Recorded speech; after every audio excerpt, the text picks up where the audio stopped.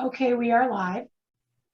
Right, so we'll open up. I believe we have Jennifer with us also in the background today. You are correct. Phil is in the attendees section. Oh boy, oh boy. Let me promote him. Oh, Mr. George. Let's see, promote, so make sure I'm doing the right person here.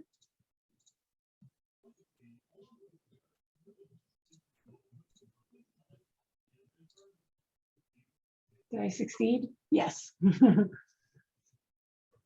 Phil, we added you as a panelist. There you go. Yeah, I don't know why I was putting the code in. It just, I put it in 3 times. Whatever, thank you. Well, Thanks, you're here Matt, now, for Phil. spotting it. Okay, let's get our meeting started tonight. Calling the meeting to order. This meeting is called to order in accordance with the Open Public Meetings Act. Annual notice of this meeting was provided to the Home News Tribune, the Star Ledger, and the Highland Park Planet on January 27th, 2021.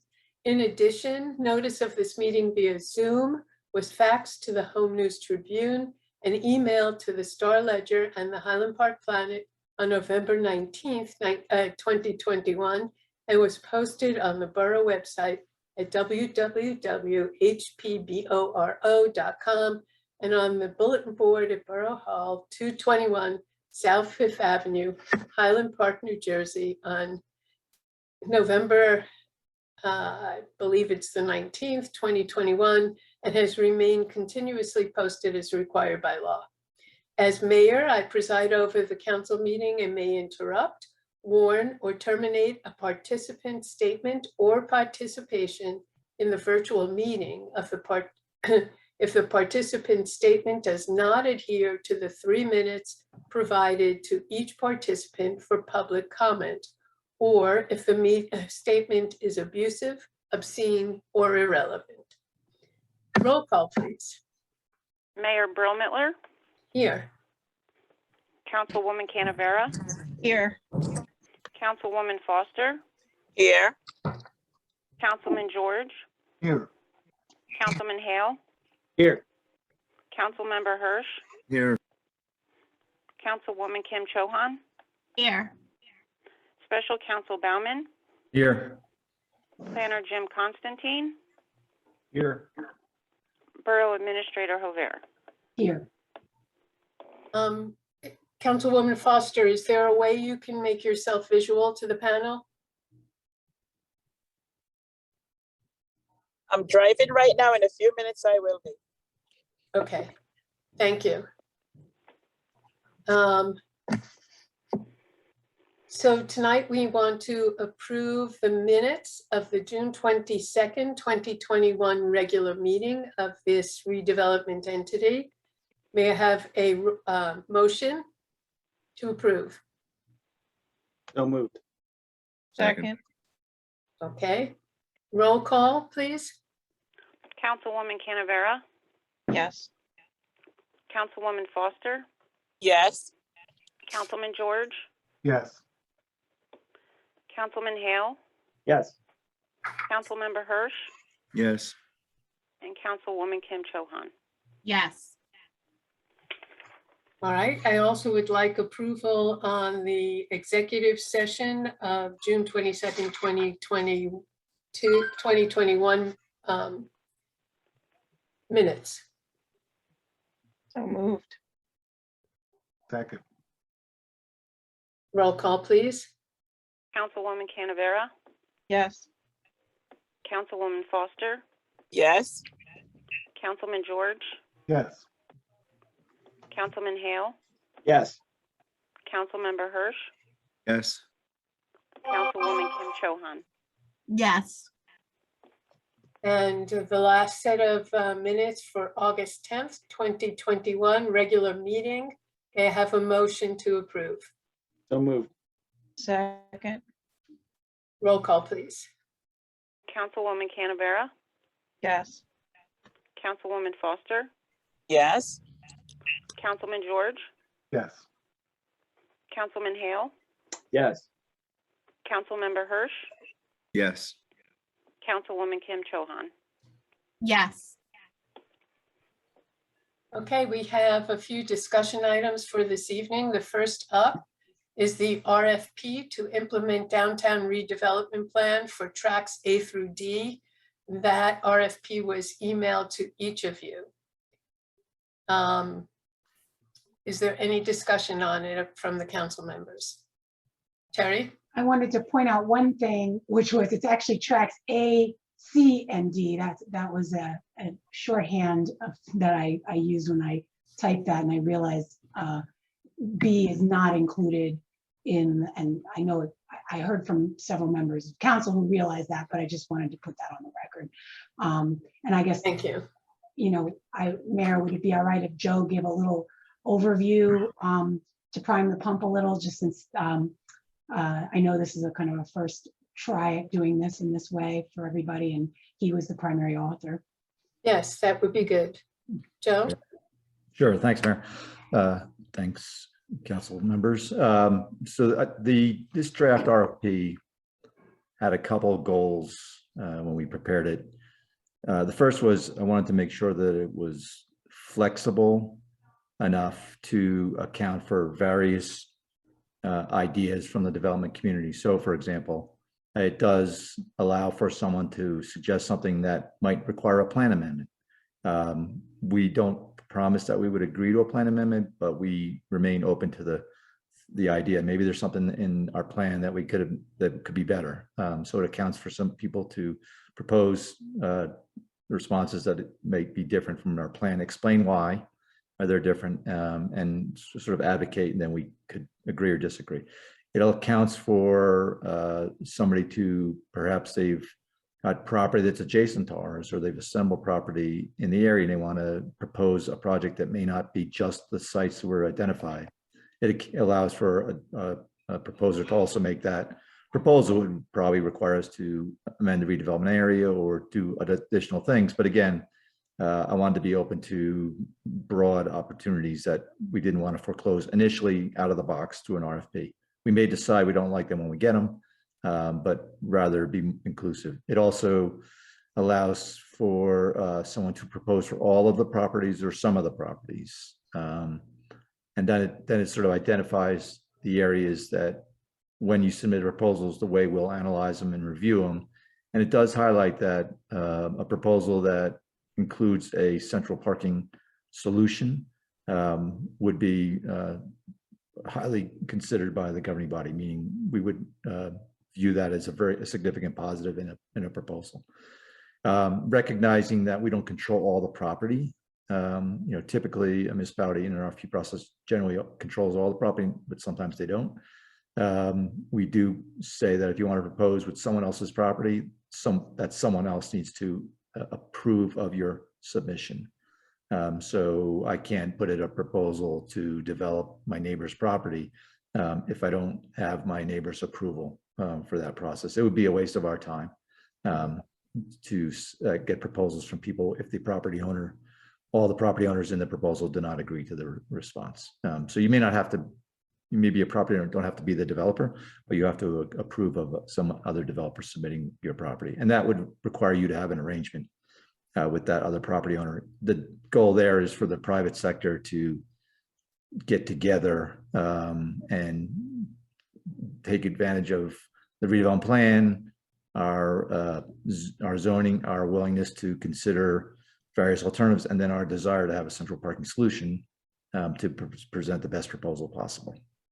We don't have dates in the RFP yet, but I do think we should give, particularly in this scenario, a fair amount of time for the community, because we are counting on probably the private sector community to do some work to respond to this, not just work in terms of designing something or doing the typical effort they need, which is what would fit there, what the design, the economics of it. We're also looking for perhaps the private sector to joint venture, for example. That takes time. So I would be recommending, while there's no dates in there, we give them a fair amount of time. I'm thinking if we can get this approved at our next meeting, maybe May 1st as a submission date. So that was the design. This was, I wouldn't call this cookie cutter. at all. Took us a little bit of time because of our unique circumstances. We're also trying to, the proposer is going to be a bit of a pioneer in Highland Park. So I think we wanted to recognize that too. I do have a small fee in the RFP for people to submit a fee. That's really designed to, in part, offset your costs, but to have people be somewhat serious. So the fee, I think, is $5,000. It could be perhaps less. We want people that are serious enough to be willing to pay a fee, but we don't want the fee to be a bar from someone submitting some good ideas and a good proposal. So that was the number I said, sort of settled on, but I'd be okay if we decided maybe it should be a little lower, for example. But otherwise, I think it hits all the marks. I'd be curious if people have specific comments. I don't know if we properly identified what's important to you. We certainly include affordable housing. We included central parking. We included some of the walkable stuff out of the redevelopment plan. And then we direct people to the redevelopment plan, of course, as well. So I'm glad you described it that way, Joe. I think it's important for all of us to keep in mind that this is, I know we call it a redevelopment plan, but it's not really a plan, it's a vision. And within that vision, there are different elements, tracks A, C, and D in this case. And the input from the developers will help us fine tune the actual plan. Matt, I think I saw your hand go up. Yeah, I just wanted to add it. Maybe Joe, you can, or I can add it. That one of the things that I liked about this letter is that it does sort of outline some of the public benefits that that are of interest. In addition to the centralized parking, there's interest in a plaza. There's interest in jitney or some sort of last mile transportation to New Brunswick. And so we identified those as also things that we would entertain and things that are important, that there's a public space element to it. And there's also a perhaps, and again, we're going to see what the development community comes back with, but also some sort of we would look favorably on some sort of transportation option into New Brunswick.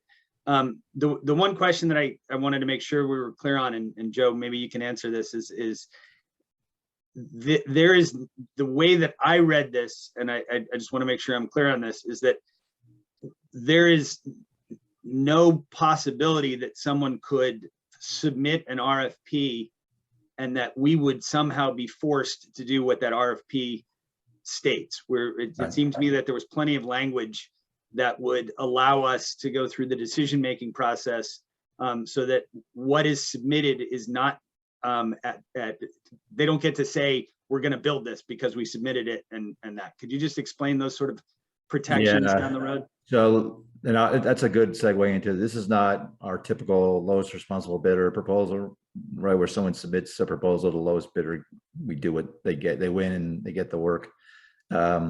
This is designed to be a much more fluid process. The RFP itself has disclaimers that we can negotiate with 3 people at the same time. We could reject everybody. We could terminate the process whenever we want. We could accept or reject each proposal. We could perhaps we would find a proposal that we like because they have great qualifications and great ideas, and we could negotiate our way through not completely, but a significantly different project than maybe they're thinking. It's really designed to allow us tons of flexibility, as the redevelopment law permits and frankly requires for a good project. So there's tons of flexibility in here, and at the end of the day, it's completely our discretion to ultimately agree to whatever we want to agree to. Thanks, Joe. Any other council questions? Matt, yours? Thank you, Mayor. Hi, Joe Bauman. I just one of the things I agree with is was when we approved the redevelopment update, that it did provide that level of flexibility, kind of openness. And there's some language in here that I think specifies more closely what maybe you had in mind. And I don't know if we want to get into the kind of wordsmithing, but just references to the small plaza.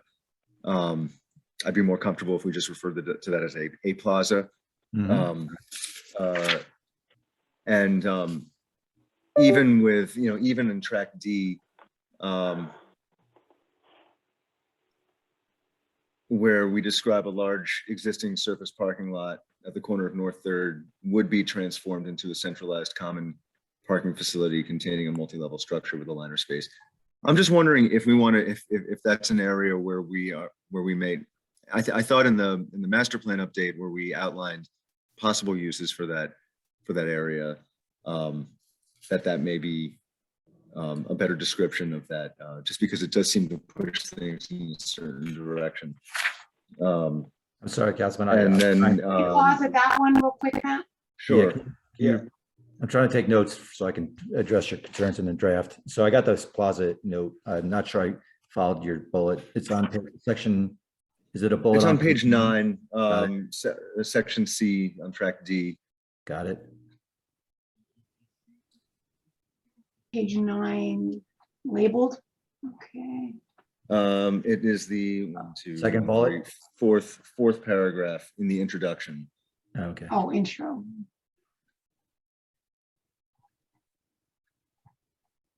Paragraph or bullet? I'm sorry. No, Paragraph. it begins on page 8, or maybe Oh, your okay. page. A large existing surface parking lot at the corner would be transformed into a centralized common parking facility. And your suggestion is to change that? As one of the options for that space. Well, right now the zoning is only for the garage over there. Am I correct, Joe? Yeah, I think what the councilman's saying is to change the word would to could. Oh, I misunderstood. Got it. Right. Okay. That was it. I know this is just. Oh, this is great. This is small stuff. Yeah. And then just one more on page, I may have different page numbers because That's I okay. printed it out on my own. In development program goals, Yep. which I liked. I would just add in the affordable housing bullet, meet the borough's commitment, meet or surpass Okay. the borough's affordable housing commitment. Got it. And that was all I have. Thank you. Those are some good points, Matt. Thanks, Matt. I got him. Yes. Do people have an opinion about whether I should make the fee 2,500 versus 5,000? It was one. What's normal? I mean, you have more experience. No, 25 might be. That's not an insignificant number. So after I sent 5, I started to think maybe we should make it a little lower. I If think I would 2,500 rather is go going to with get your us, recommendation, Joe. Okay. but if 2,500 is going to get more ideas in the door than 5,000. That's what I'm saying. That's Yeah. what I'm saying. I think that's what I 2,500. think I'll tweak it to go back to 25. Yeah. Okay, good. Yeah. Thanks. How about making it 3,000? There we go. You have more skin in the game because you put up 3,000. Going once, twice sold. Okay. Thank you.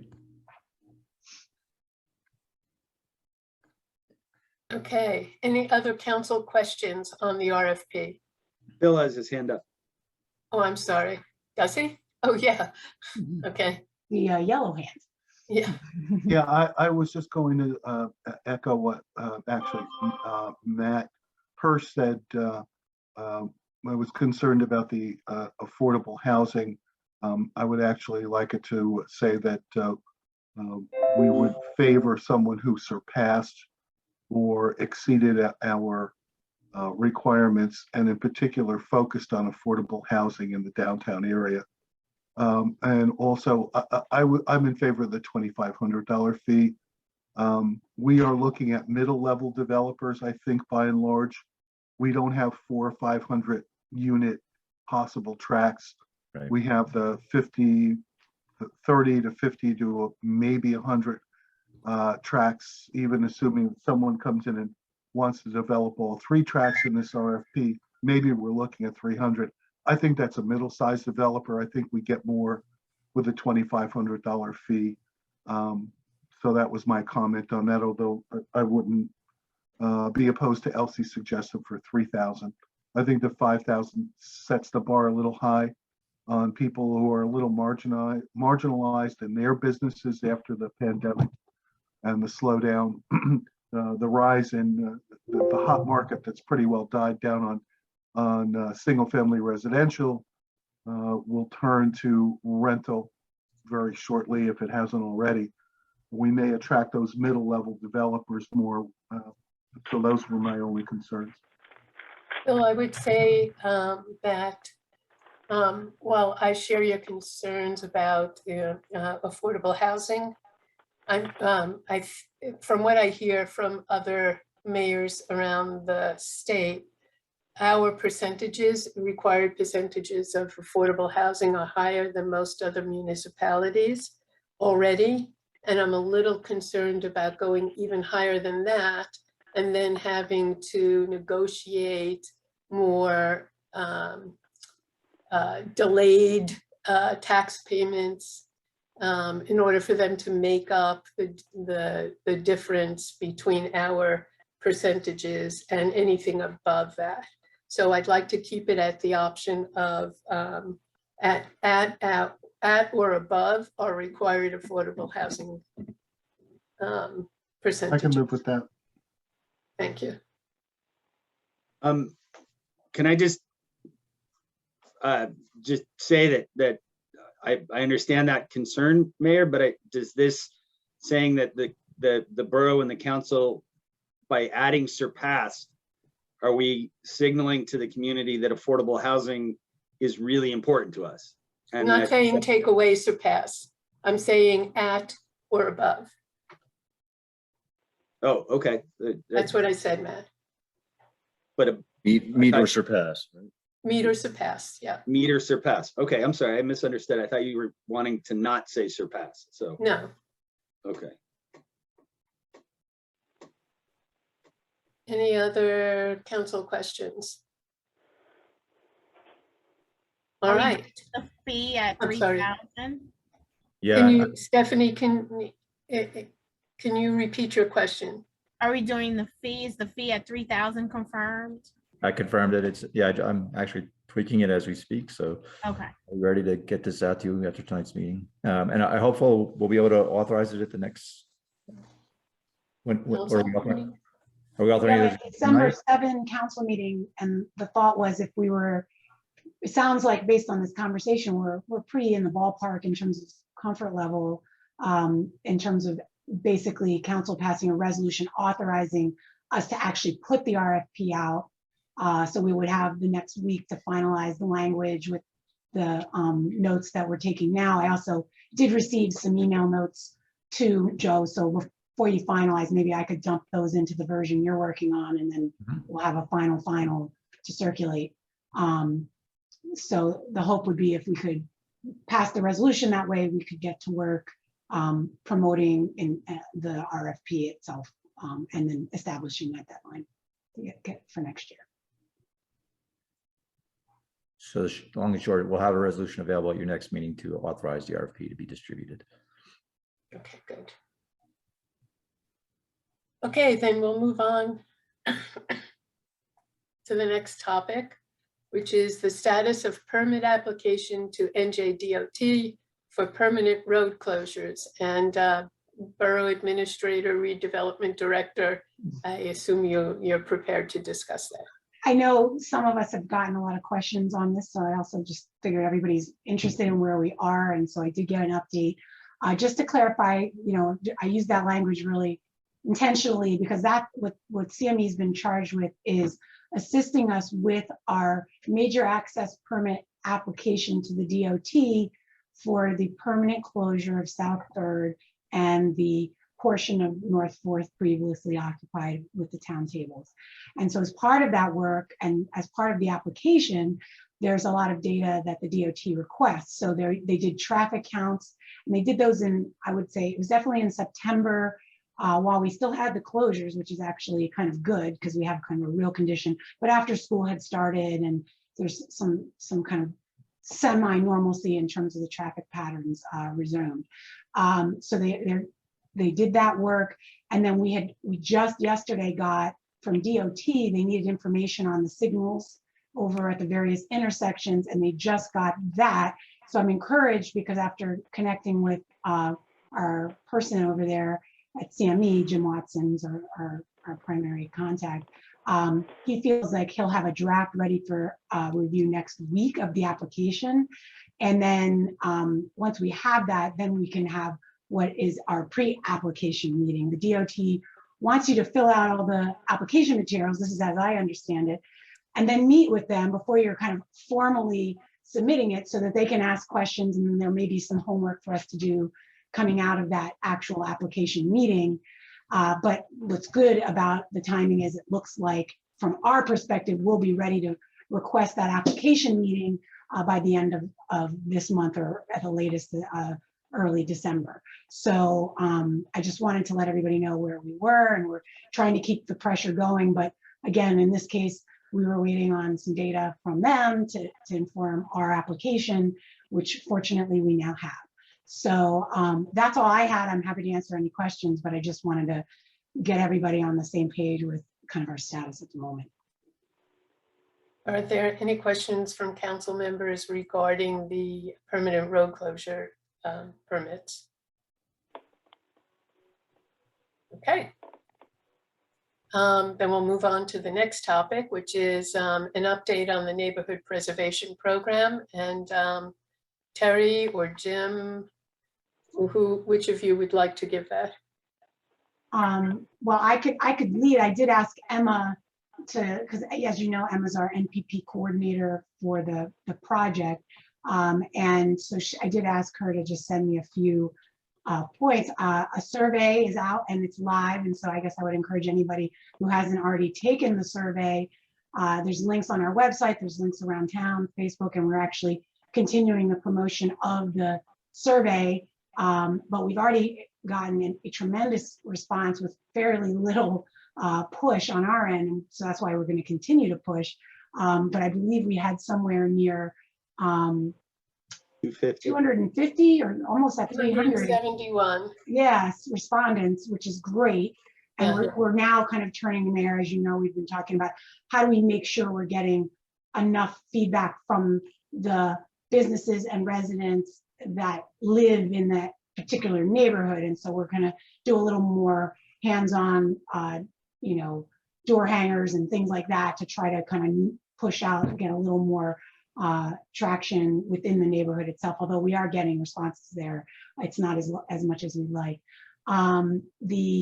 So that's been really great. The stakeholder engagement team, which is kind of a combination of neighborhood businesses, residents, as well as members from Main Street, Councilman Hale, yourself sit on the committee, have been meeting, and we have a representative from the council, Middlesex County's business engagement team also on that. And they've been meeting, I believe, monthly, and will do so up until we have our plan finished for basically the 5-year plan for the program. So that group's been really great at coming together.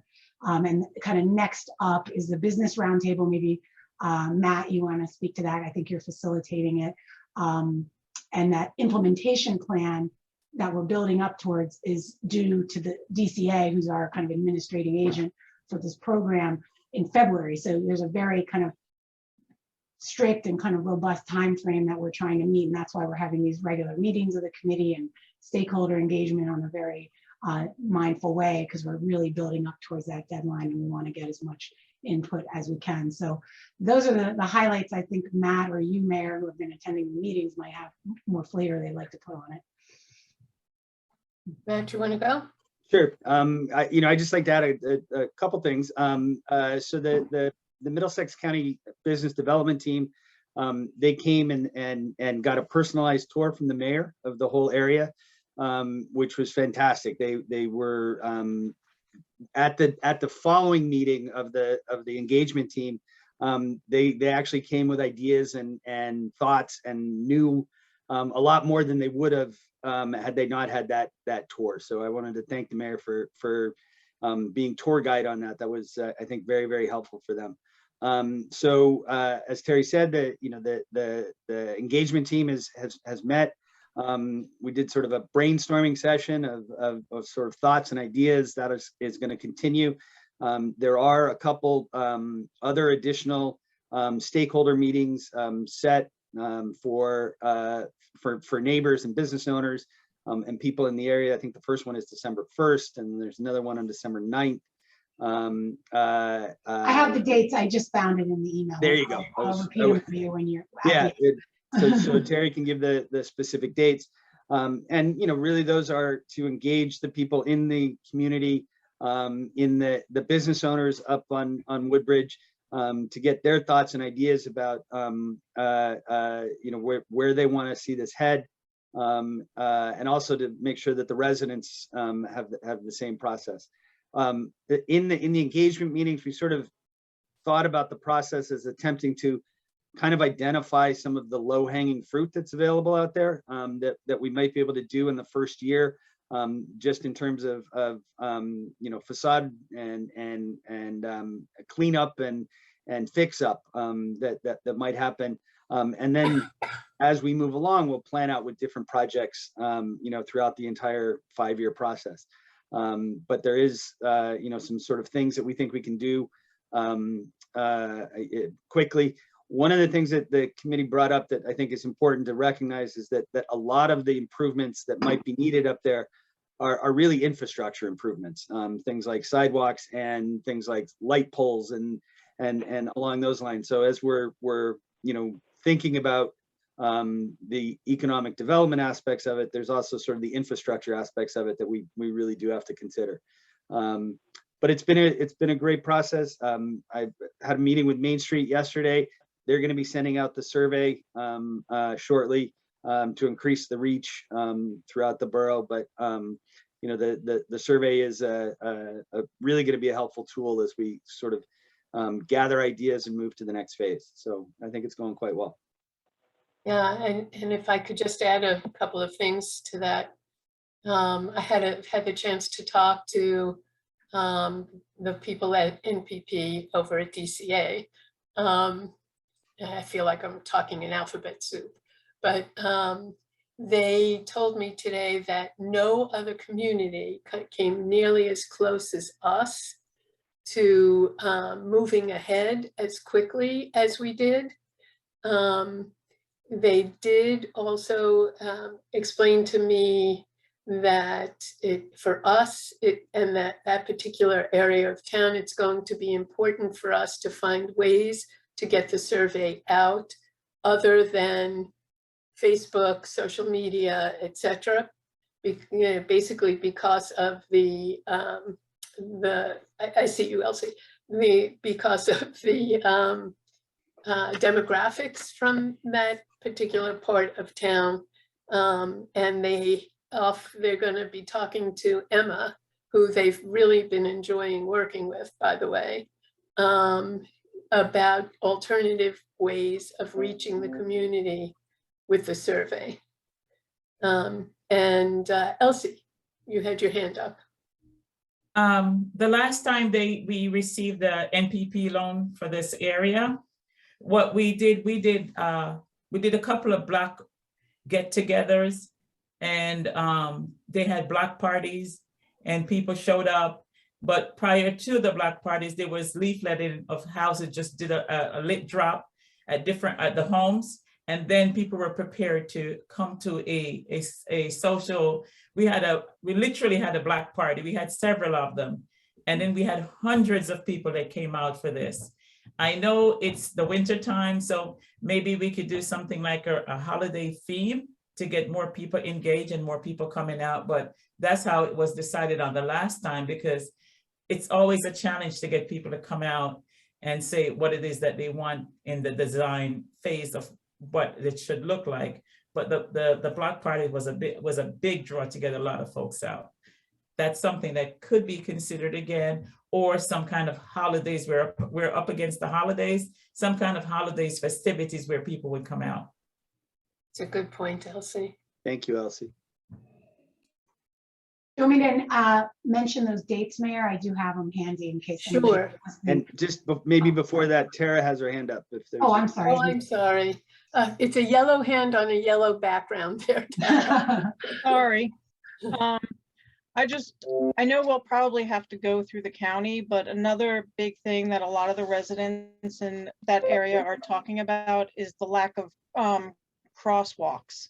Yeah. Yes. So that's something that really needs to be addressed. I can add to that, you know, I have, that's where my business is, just as an aside. And my employees are always asking us to consider crosswalks. And you're right, it is a county situation. That was one of the big things in our stakeholder meeting that we talked about is the crosswalks.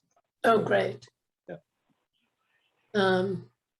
The other one Elsie is the has- drainage situation. The drainage is really, really bad. They did drainage about 10 years ago. It wasn't enough because it went from one area and then just collect in another. So the complete area need to be milled down and gutted, and the entire thing has to be done. Yeah. Borough Administrator. Want to speak to that, Elsie? The county, we are working with the county. It was going to be this year, it got delayed because we're actually going to replace the water main in the section of Woodbridge Avenue. We're really talking 11th to the Edison border in Highland Park. That roadway is getting resurfaced, but the big goal there, to your point, was the drainage issue on our side streets. So we're milling down a lot more to get the curbing we need to really, and adding storm drains and things to try to do just that, because it's terrible walking pedestrian conditions over there. And so that one of the nice kind of things about this NPP is those two projects, which are kind of separate, are now coming together, and that's gonna, I think, really leverage whatever this group does, because it's gonna be a major overhaul of that portion of Woodbridge Avenue. So for sure, and we're responsible for basically the portion of the roadways that lead up, the side streets that lead up to Woodbridge. So it's a shared agreement with the county to resurface that area and address the drainage. Yeah. Okay, any other questions on the status of NPP? Okay, then. Oh, we're Mary, up to- can I just mention it's actually all on our website. And if you're interested in coming to a meeting, or if you want to take the survey, didn't have a chance, we have a page on our website. If you want to navigate to it, I can give it to you that way, which is hpborough.com/government/neighborhood-preservation-program. But I encourage everybody to use the search toolbar, because if you just type NPP, it's the second thing that comes up. So that might be a little easier for folks to remember. Can you give those dates, Terry?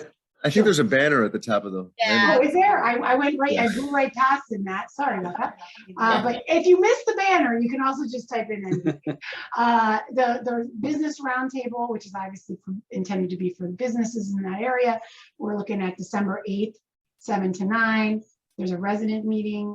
There's two of them, one during the day. We're trying to accommodate schedules. December 15th from 1 to 3. And then the other resident evening meeting is Thursday, December 16th from 7 to 9. You need to sign up on the website, and then I think those are still going to be on Zoom, just because we're not there yet in terms of in person, but all the information on how to sign up if you're interested in joining is on that same web page. Or you can email Emma at evonthun, EVONTHUN @hpboro.com, and she'll be happy to shuffle you in the right direction. I'm a little concerned, Terry, about all of the meetings for residents or business owners being on Zoom. It's this go around. There's still going to be opportunity to do in person. This is kind of the first wave, as I understand. Yeah, but let's talk about that a little bit more, because again, I'm concerned about people might not have broadband. Will they be able to participate? Can we, if we want to do it that way, can we open the library and let people go in there to use the computers? Yes, I think some of the theory was we weren't doing a lot of public meetings yet at borough-wide. I hear you, but I want you to understand my concern. Okay, I want to reach the right people. understood. Okay. Any other MPP questions from council members? All right, then we're about to enter our public comment session. Each speaker has 3 minutes, but may comment on any topic. The borough clerk will monitor the time and will offer a 30-second warning and then indicate when 3 minutes has lapsed. The session will wrap up by 9 p.m. If you would like to speak, please raise your hand by pressing *9 on your phone keypad or select the raise hand button in the application. The borough administrator will announce your turn by reading out your name and the last 4 digits of your phone number. Please begin by telling us your first and last name as well as your address. Again, if you would like to speak about a topic on this agenda, please press *9 or raise the raise hand button now. All righty. It looks like, just for our record purposes, we have 17 members of the public in attendance, and I see 2 hands raised at this point. First person up is Carl Prey. State your name and address for the record.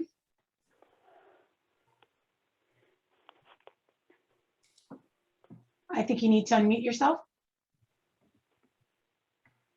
Hello? Yes. It's Mary Forsberg, not Carl Prey, 317 Dennison Street. There is so much here to comment on that I could talk for like an hour. It feels like deja vu all over again. This feels like 1 year ago. And it seems to me you have considered nothing about what the public has said about any of these plans. Terry just said that the track D was zoned for a parking garage. I thought that a parking garage was a possible thing for there.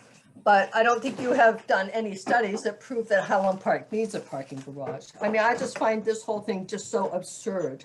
I'm very curious, do you have to put out RFPs to hire the lawyer and the planner for the mayor and council redevelopment entity? I haven't seen anything about that. It might be nice to get some new ideas in Highland Park, because I see Highland Park going the way that every other overdeveloped municipality in New Jersey has gone. You talk about closing the streets for the Pinos and the South Third. There are a lot of people who think that's a terrible idea, and it's interesting to me that when you show the Festival Street, which is the great glorious thing that was in this plan, that was Denver. That was Delray Beach. There was nothing about any municipality that has done anything like this. And it's a pretty poor idea, and it's making a lot of people very, very angry. And you are not listening to the people who are very angry. The final thing is, I'm listening to you talking about a neighborhood preservation project. Well, you are, with the redevelopment plans that you're doing, you are killing all of the neighborhoods around the redevelopment areas. If you put a parking garage in my neighborhood, Dennison, North 3rd and North 4th, you're going to kill this whole area. I mean, half of the block on the south side is already owned by Jim Polos, but apparently he's putting in a restaurant in the Blue Horse. So who knows whether that's going to be available to you. I don't want to see 1 cent of public money going into a parking garage, because they are notoriously expensive, an incredible waste of money, and it will not be used. Highland Park's redevelopment will not be helped. 30 seconds. I just have one more thing to say. There have been 4 people hit by cars at North 4th and Raritan, and 4th and Raritan. I see no concern at all for the fact that 3 people have injured. 1 guy broke his wrist, 1 woman broke her hip. 1 person actually died as a result of getting hit by a car. And you aren't even considering those kinds of things. Time. So I think that you. Excuse me, did you say something? Listen to anything anybody has. Did you Yes, say time. something? Okay, Yes, Mary, time. thank you. Your time's up.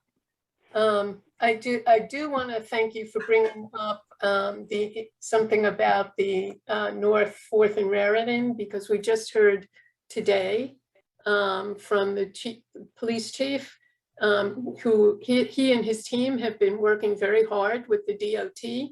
And we just got approval from them. There will be a no left turn sign that the DOT is putting on the corner, heading from the north side to the south side, making a left onto Raritan. So thank you for reminding me about that. I should have said it earlier. Okay, any other hands, Terry? Yes, Mayor, I see another hand. It looks like Dan Stern Cardinal. State your name and address for the record. Hi, Dan Stern Cardinal, 221 Harper Street. Can you hear me okay? Yes.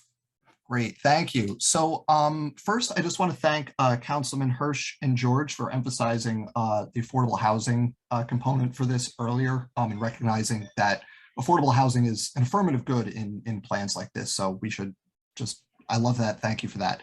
I also want to remind everyone that with regards to the North 4th and South 3rd DOT submissions, the goal is to open the streets to more people than they can be used by when they're restricted to just car traffic. And our language would reflect that the goal is to open the streets to wider uses by more people rather than close them. And then the very last thing I want to say is I don't know what the appropriate step in the process for these RFPs, where this would kind of be. But one thing that we should very strongly consider including, definitely include, is mandates for all electric construction. Gas was a stopgap measure for like climate change and carbon emissions 20 years ago. We're way past that point now. Now it's just part of the problem. And anything that we build that includes gas infrastructure right now, it's going to need to be retrofitted within the next, on the outside, 20 years anyway. That's going to increase, that's overall going to increase the cost to residents, to landlords, to owners, to everybody. We're just building more costs in down the road if we don't have all electric construction from the get-go at this point. It's too far, we're too far along to do anything else at this point when it comes to climate change. It's going to happen. There's a reason every biologist, every climate scientist, every atmospheric scientist, like everyone's collective hair is just on fire at this point.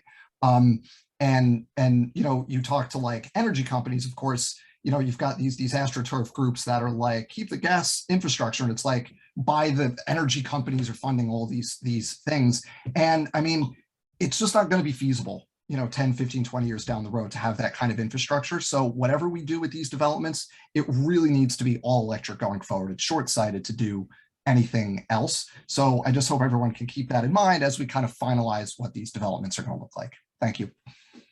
Thank you, Dan. And Jim Constantine, what is the planning community's thoughts and discussions regarding electric construction? Is it a topic these days? Joe, I would ask the same of you. What is the feel out there? Is it something that developers are talking about? Where are we on electric construction?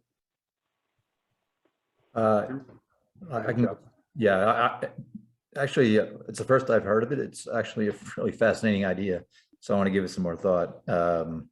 But definitely we've called out things like green construction, but wholly electric, meaning no gas stoves, I suspect, no gas heat. I haven't seen that yet, but definitely food for thought. So thank you. Yeah, there are some places where that actually is the construction standard. Okay, Council President Phil, George. Yeah, there are some towns that have started to build it into their codes for future development, even suggesting induction cooktops, convection ovens, which is generally the big issue, but also the public's conception, from 50 years ago, where there were electric baseboards, which were one of the most horrible heating units ever, in favor of the oil core, oil heated units, which are available nowadays. So there are some towns that are beginning to move those into codes. I think there are actually some sections in the Uniform Construction Code that make reference to it. But it's not mandatory. It's just standards if you're going to use it. So there's already been some movement in that direction, as Dan says. It's an interesting concept, Mhm. especially for New Jersey's first green community. Mm-hmm. Okay, Terry, are there any other hands? Yes, Mayor, I do see some. Looks like Mr. Castro is up next. If you could state your full name and address. Yes, good evening. Can you hear me? Yes. Yes, Marcos Castro, 432 Montgomery. And I just wanted to make the comment that I am opposed to the idea of closing streets in town. I think that typically you do those kind of things when you have a great need for the community. Like if we needed a fire station or a health center. In this case, I don't think we have a strong enough reason. We're going to be restricting people's access to their homes. We're going to be inconveniencing a good part of the neighborhood, and not for a great reason. So I am opposed to that idea. I think members of the council should consider the people that live in that part of town and the inconvenience and the restriction that you're going to impose on those neighbors. Thank you. Thank you. Anybody else, Terry? Yes, I do see some other hands. It looks like we're back down to one hand, and it's Carl Prey or Mary, most likely. Should I go ahead? We have time. It's a repeat person, but I'm going to go ahead and call on Carl Prey, Mary. Yeah. Okay, sorry. State your name and address for the record. Computer's a little slow. Mary Forsberg, 317 Dennison Street. I want to reiterate something I didn't actually fully get to say in my little tiny 3 minutes of commentary. I live right next to right near Pino's. I also live right near South Third. Those areas are very, very sparsely used. You were saying that they are a huge success. Well, they're not. I mean, Pino's, I walk through the Raritan and North Fourth intersection probably every single day, going to ShopRite or Rite Aid or the bank. And Pino's is almost always not used. It is occasionally used when the weather is good. Matt, I see you shaking your head. You don't live there, I do. You don't know, I presume that you go to work some days so that you don't know where people are. South Fourth is really very rarely used as well. Maybe on the days that the farmer's market is being used, but they are not used a lot. And you are going to really cause severe problems in this community if you close those things permanently. The other thing is, I actually have to say that it kind of amuses me that you want to talk about Highland Park being a green community when you are talking about building a parking garage in a town that has no need. You can't prove that there's a need for a parking garage. And I don't think that makes Highland Park a green community, bringing 300 or 400 cars into a residential neighborhood. My final comment is Matt Hirsch is the brother, I guess, of Rebecca Hirsch from Main Street. I think he has a conflict of interest in voting on anything that has to do with any project that involves Main Street. And I know that a lot of other people believe that's the case as well. So I won't raise my hand another time. I would like to get a response to whether. I'm sorry, I thought you said you you were done talking. I just have one more thing to say. I would like a response to whether you actually have to go out and bid to hire the entity's lawyer and the entity's planner, and when you last bid 30 on seconds. on those jobs. Okay, sorry I didn't answer that before, but yes, every year, all of our professional positions go out to bid.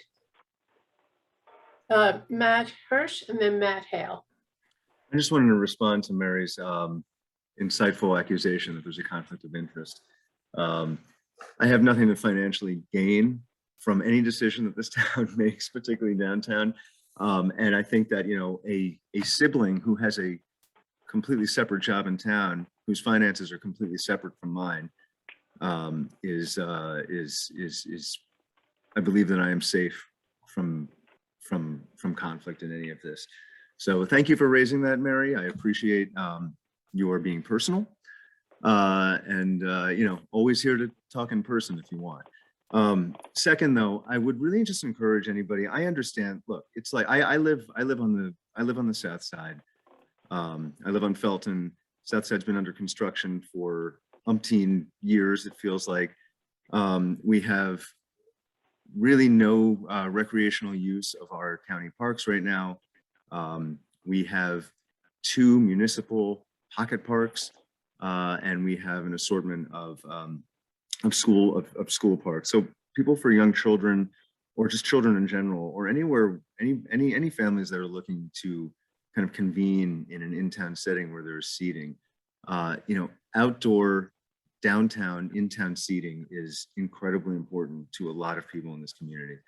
And, you know, I would just encourage folks to maybe consider that before coming out, you know, against making better, you know, making use of our in-town spaces for seating. Because if you think about it, you know, right now there really are very, very few options for in-town congregation, particularly at times when, you know, Mary, it's like COVID never happened for you. You know, we're not going inside anytime soon. You know, I'm sitting here alone in Borough Hall. Terry's down the hall. Our public parks are not going to, our public parks, our county park, Donaldson, isn't going to be fully functional until the earliest 2023. So, you know, we need to be careful and as nimble as possible with, you know, an adequate number of planning.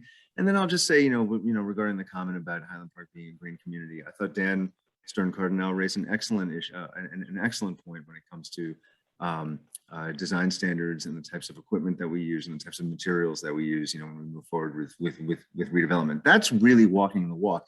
If you think that a surface asphalt parking lot is green, well, then I'm going to disagree with you on that. You know, anything that can go there, anything, if anything goes there, it could have solar panels, it could have green roofs, it could be made, you know, it could have pervious surfacing. You know, anything can be done to upgrade the infrastructure of our in town to make us more environmentally sustainable and green. Clearly, we're going to have to do that. Do you remember 2 months ago when we had Hurricane Ida, the 100-year storm that's going to happen every year now?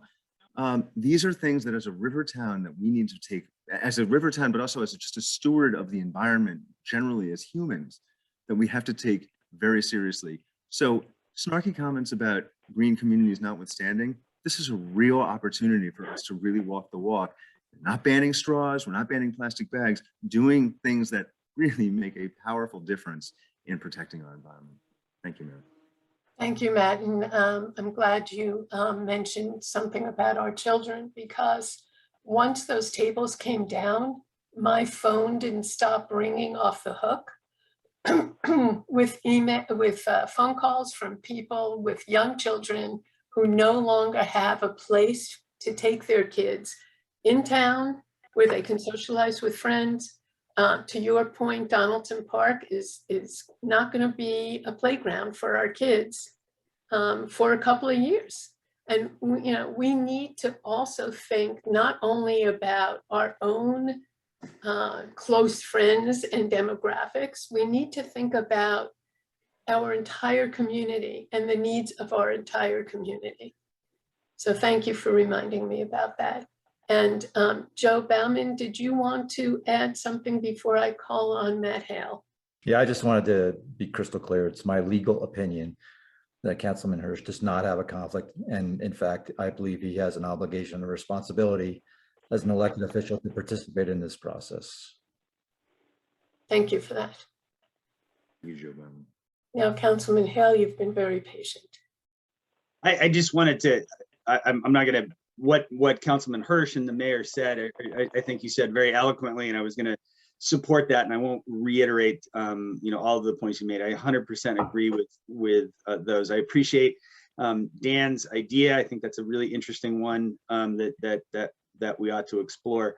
And I do think that this is a process that we have worked at and thought about and struggled with and wrestled with many different aspects of it. And I just disagree with the characterization that we're just making things up as we go along. And for what it's worth, Ms. Forsberg, I live on North 4th. I walk past Pino's every single day.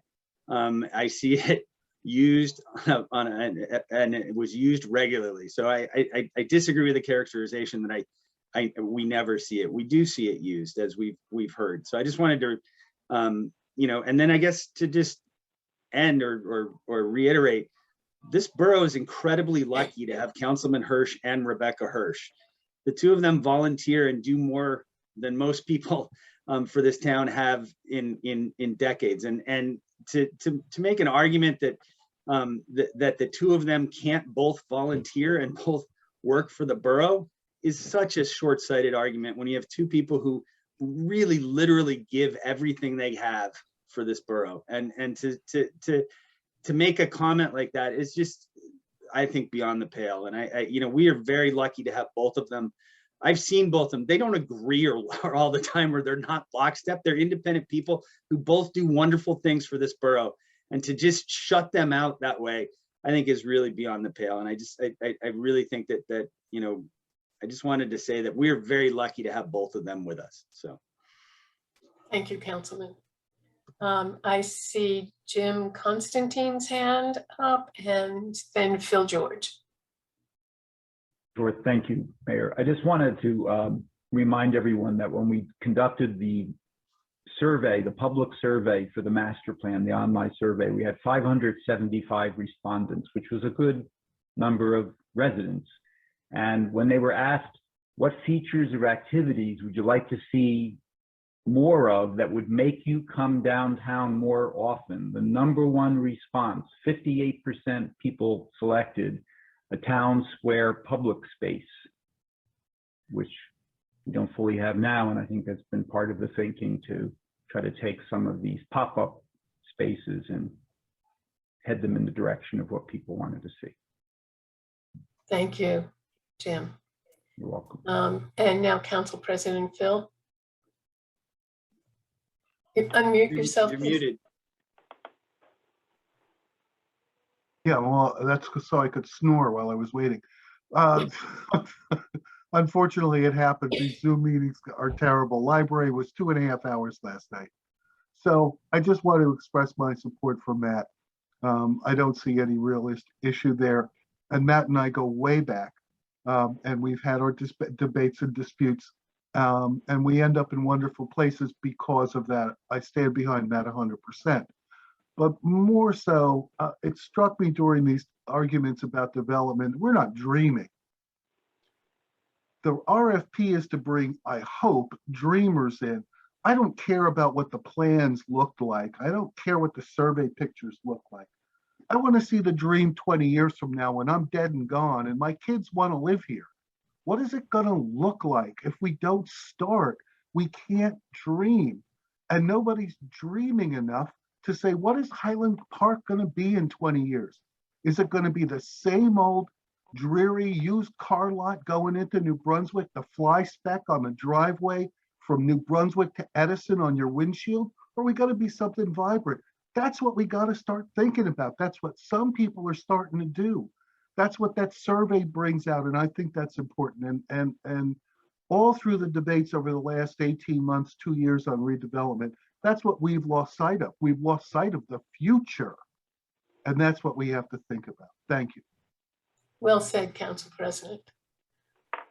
Okay, any other council members have something they want to say about the plan? Okay. Any other speakers? Borough Administrator? Yes, I do see 3 more hands and we're at 18 attendees. Next up is James Nichols. Hi there. Hi. James Nichols, 232 Harrison. You know, I just wanted to say a couple things about the natural gas potential ban. I just, you know, it first struck me as ironic that when we sought to attach requirements for public space, there was a perceived burden, undue burden being placed on the developers. So that's the opposite kind of impulse than the impulse that says, oh, we should make everyone have all electric living. Now, I think it's a good idea. You know, I happen to think that developing in Highland Park is something that is a great opportunity, that, you know, that we should be proud of our town and feel like, you know, it's a really great opportunity for a developer to interact with us and invest here. And we shouldn't be afraid of imposing thoughtful requirements. There are, you know, Phil Murphy has said 2050, New Jersey should be all electric. So if people are trying to, you know, Phil George is envisioning what Highland Park should look like 20 years from now, you know, it should be all electric. So the sentiment I wanted to express is that let's not be afraid. Let's be proud of our town and meet the developers from a sense of the value that we bring as an opportunity, instead of, oh, every little thing we ask for is going to scare the developers away. And so I think I put all these inclinations in the same basket as the way, you know, people, one of my little jokes is, when we grow up and be a real town, we will do things right. And this is really our opportunity to do things right. So, you know, but let's be consistent. And if we want all electric, great. If we want design standards, great. If we want green building, great. But public space, public amenities, you know, thoughtful redevelopment is a good thing. And we shouldn't be afraid to ask for these things. That was my point one. Point two is just on the Hirsch issue. I just want to make everyone clear that Matt Hirsch actually, you know, if he were conflicted, he might not have voted in favor of redevelopment, since Main Street was barely on board with some aspects of it. And that was a pretty brave vote that he took, and we've kind of all kissed and made up. But I think if he were conflicted, he would have voted a different way on that vote. So I wanted to applaud Matt for his courage in that moment. Anyway, that's all I have to say. Thank you, Jim. This is the Hirschgate we've all been waiting for. Prize. Right. All well said, Jim. Thank you. Mayor, I see David Copperman is up next. Okay. State your name and address for the record, please.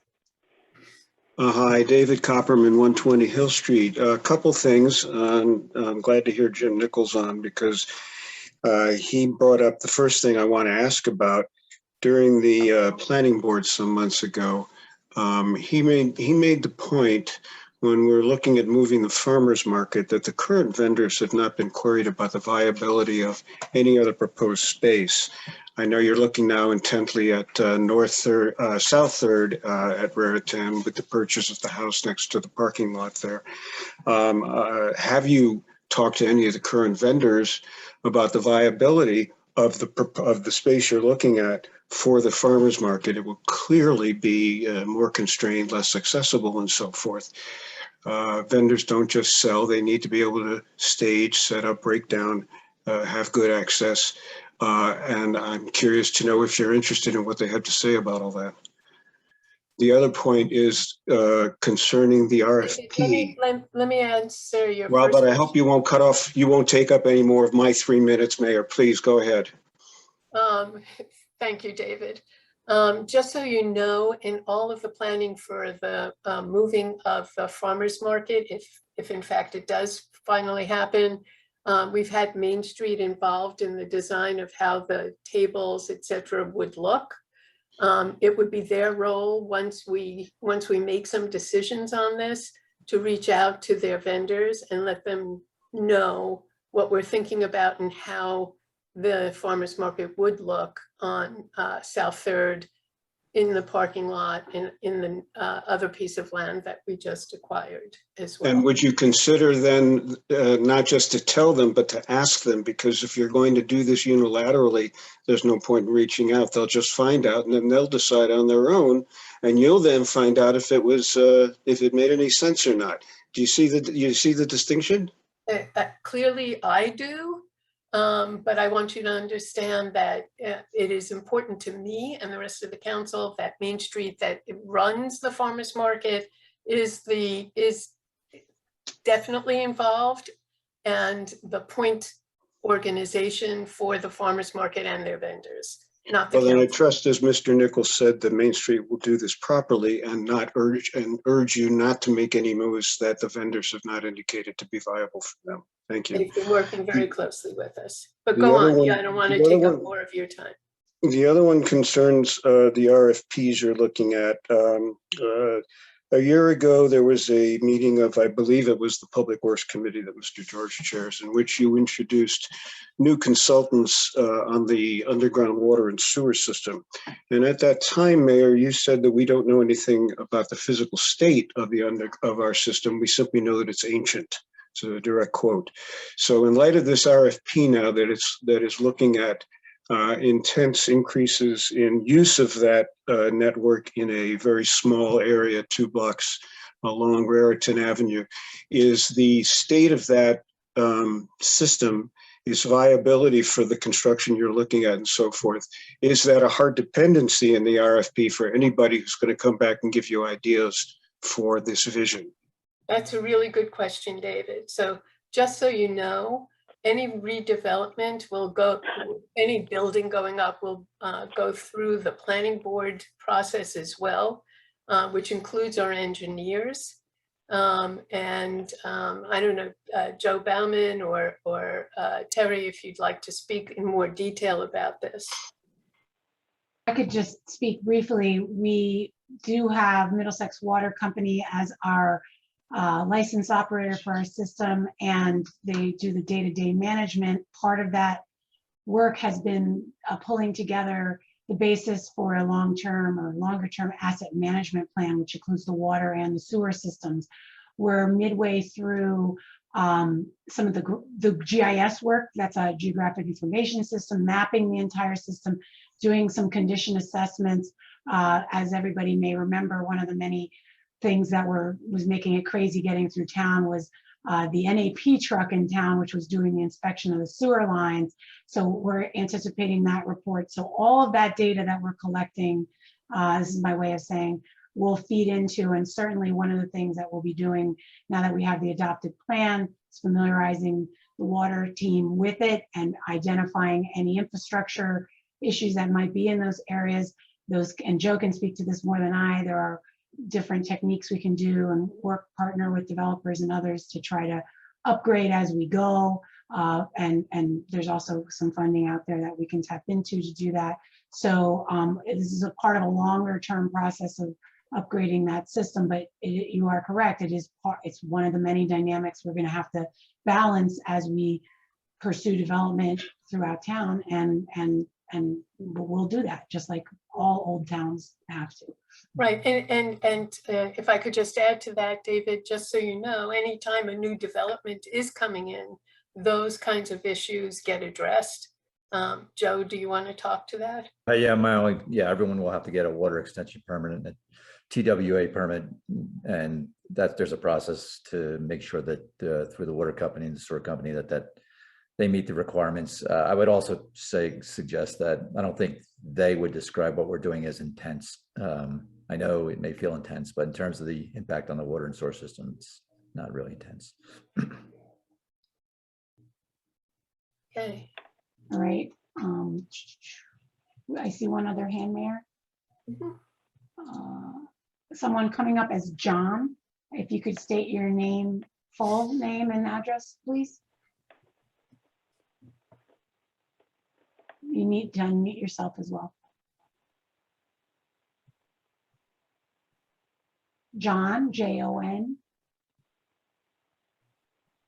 Got to unmute yourself or lower your hand.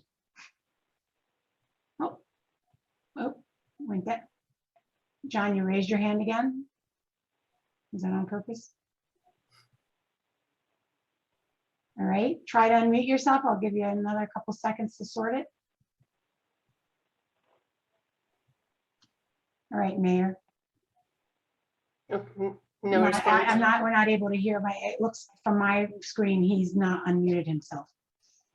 Okay. Do you want to explain to him where the unmute is? It's highly variable, but in most screens, there's a thing that says mute and you have to make it not have a red slash through it. You also need to, sometimes you need to scroll your mouse over the screen. For The mouse, yeah. Oh yeah, maybe, yeah, the navigation bar does hide sometimes if you don't have your cursor on it. There's a button here that says ask to unmute. Let me try that. It never seems to work, but let's see if it works. I think he's dropped off.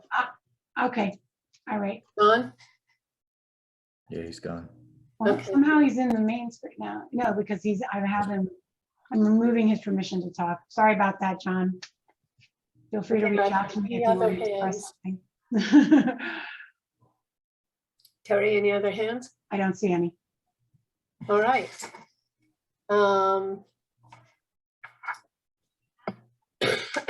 Well then, council members, if you have no other questions to ask of any of, Elsie. I'm sorry about that. I just want to go back to Carl Prey question earlier. I know it wasn't Carl Prey, it was Mary. But regarding the accident that we've been having, I just want to be clear that yes, the chief has been in communication with the DOT, Department of Transportation, regarding the accidents that we've been seeing and where there's going to be a change. However, at our next, we want to get this on the agenda for our next coming council meeting to get that resolution approved. And after that process, they'll begin to work. So it will not be come December 6th after our meeting, it's going to magically happen. It will take some time. We are working diligently on getting this done. It is a top priority for all mayor and council. That's it. Thank you. Any other council member want to say anything? All right, then before I call for a motion in favor of adjournment, I want to thank our star of the evening, Councilman Hirsch, for his participation in what we do here as a governing body. So thank you for all your hard work. And Thank you, Mayor. with that, Thank you, do I everyone. have a motion in favor? Matt Hale and Terry. Motion in favor of adjournment. Motion to adjourn and happy Thanksgiving, everyone. Happy Thanksgiving, everybody. Second and Best happy wishes for Thanksgiving, everyone. I'll second. Thank you, everybody. Good night, all. Night.